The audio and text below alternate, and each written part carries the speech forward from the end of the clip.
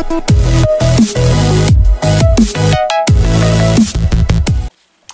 guys, this is Nod Lammers of Invoked 101, and today we are looking at an updated cubic deck profile, and this deck profile is nearly card for card the top 32 YCS, I think it was a Puerto Rico, San Jose, deck profile.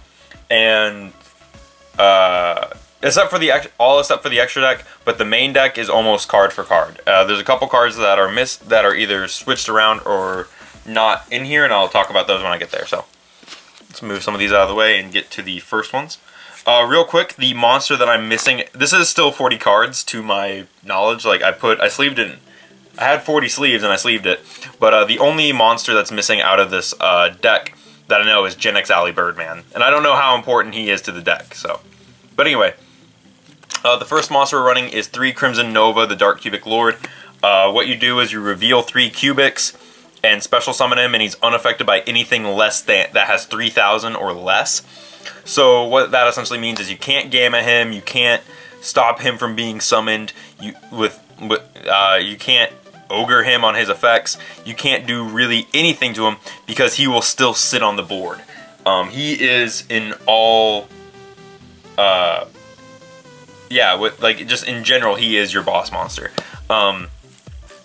Basically what he can also swing twice, and at the end phase of your turn, he burns both players for 3k, so that's pretty sweet. He is one of the most important ones in the deck. And the next most important one is Duza. Please reprint in battles as an ultra, so that way he actually matches the rest of the deck. What Duza does is whenever he's normaled or specialed, he dumps a cubic card to the graveyard, and then if a monster was sent to the graveyard this turn, he can gain 200 for each monster with a different name in the graveyard, and that is a quick effect, so you can do it on your opponent's turn. He's probably one of the other most important ones. He's really good. And we're nearing on some of the last cubic monsters. 3 Vijam, the Cubic Seed. This guy is kind of like a fiendish chain on legs to a degree. So what he does is whenever he can't be destroyed by battle, and after battling, he puts a cubic counter on the monster that battled him, and then he puts himself into the back row as a continuous spell card. Then during the main phase or standby phase, I forget which one it is, he gets to special summon himself. You can special summon him back. So that's pretty rad. And for the last cubic monsters, we're running Gyra Guile, the Cubic King. So what he does is you tribute a cubic monster to special summon him, and whenever he's special summoned, your opponent takes 800 damage and he gains 800 attack. Then if this card battled, you can tribute him and special summon up to 2 Vijams from your graveyard and search out the next fairy guy. But we're not really running him, that's not the main reason you're running him, you're just running him for some little extra burn damage. The main cubic one you're running is Buster Gundil, the Cubic Behemoth. So what Buster Gundil does is you tribute 3 cubics to special summon him. Your opponent takes, does he take any damage from that? I don't think so. No, your opponent doesn't take any burn damage from him. But he gains 3,000 attack, and he can swing 3 times during each battle phase. And if he is destroyed by your opponent's battle or opponent's card effect, you can special summon up to 3 Vijams, I think. No, 3 cubic monsters in your graveyard, and then search 1 cubic monster. So that's the main reason you're running him, because of that. I believe the other one needs to summon Vijams. But yeah, and that's it for the cubic monsters. These 2 are probably the least important ones. Vijam's pretty important, Duza's pretty important, and of course this guy's pretty important. So yeah, as for the non-cubic monsters, running 2 Denko Sekka. This card has a lot of face-up spells and traps, and also doesn't really play much super heavy back row. So having a Denko in the deck is pretty normal. Also, it's another light target to Xyz with. 2 Battle Faders. I guess for bricking. I honestly don't know. And then 2 Summoner Monks. This helps you not only discard your cubic karmas to get their search effects off, but this also summons Duza to dump a unification. So that's really good. And that's it for the non-cubic monsters.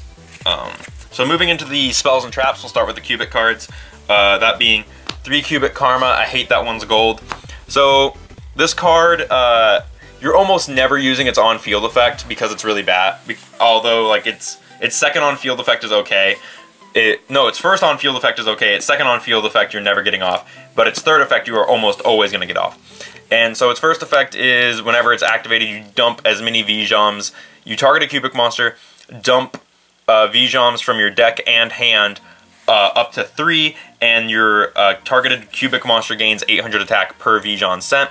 Then if V-Jom is special summoned during the opponent's turn, you can send this card to the graveyard and cut your opponent's life in half. So that's pretty rad.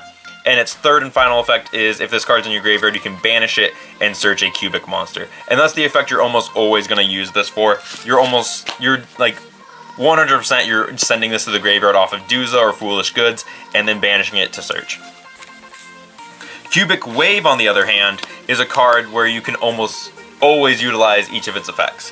So its first effect is that you can target a cubic you control and your opponent's monster he controls. Your cubic goes double and the opponent's monster goes half. So it kind of is like a Dark Rebellion spell card. Then you can banish this card along with cubic monsters from your graveyard and target monsters your opponent controls up to the number of cubic monsters banished. Put cubic counters on them. And cubic counters basically remove the it says the monster can't attack and it loses its effects. And then there's some cubic counters that put it to 0, but I don't think we're playing any of those cubic counter cards. But yeah, and that's it for the cubic spells. Those are the only real good ones. I think they have another spell card, but it's bad. So here's where some of the differences come in. 3 Allures instead of 2. Allure of Darkness is obvious. And 2 Pot of Desires instead of 3. So literally just swap an Allure for Desires, and you have that variant. And then this is a card that's really important to the deck. 3 Foolish Goods. I was playing 1 in my original cubic deck. This is so much better than running 1. Like playing 3, I realize how important this card is to this deck. And it almost you almost always have a target to send with this. So yeah, very good in the deck. And then lastly, last 3 cards. 2 Twin Twisters to blow up back row, I guess.